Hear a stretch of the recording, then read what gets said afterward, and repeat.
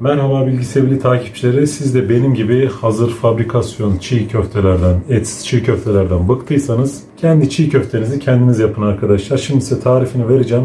Mümkün olduğu kadar hızlı anlatmaya çalışacağım sevgili arkadaşlar. Bu tarifi bilgisebili.com sitemizden de malzemelerini ve yapılışını okuyabilirsiniz arkadaşlar. Orada da paylaştım. Şimdi burada kullanacağımız malzemeleri sizlere kısaca anlatacağım. Yarım kilo ince bulgur kullanacağız. Durum buğdayı. 1,5 çay bardağı isot kullanacağız. Yarım çay bardağı acı kırmızı pul biber kullanacağız. 1,5 yemek kaşığı kırmızı toz biber kullanacağız. Acı veya tatlı tercih size kalmış. 1,5 çay kaşığı kimyon kullanacağız. Yarım su bardağı ayçiçek yağı. İstenirse bunun yerine zeytin tamamımız bir bardak olarak zeytinyağı da kullanılabilir ya da yarım yarım bölüştürülebilir. Ya da 1 bardak ayçiçek yağı da kullanılabilir.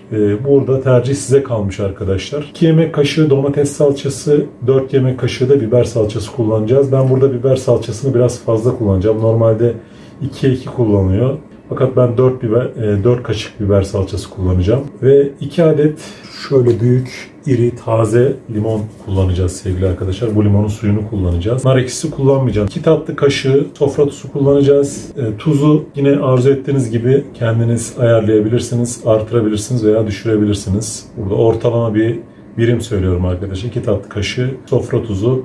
2 adet büyük boy şöyle rendelenmiş. Bunları rendeleyeceğiz biraz sonra. Bunlar orta boy gerçi. Elimde büyük boy olmadığı için 2 orta boy kullandım. Belki bir tane daha kullanabilirim daha sonra. Daha sonra 4 diş de sarımsak kullanacağız arkadaşlar. 4 diş sarımsağı ezeceğiz.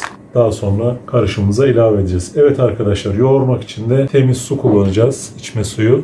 Bulgurumuzu yoğururken sudan da yardım alacağız. Evet arkadaşlar, başlıyoruz.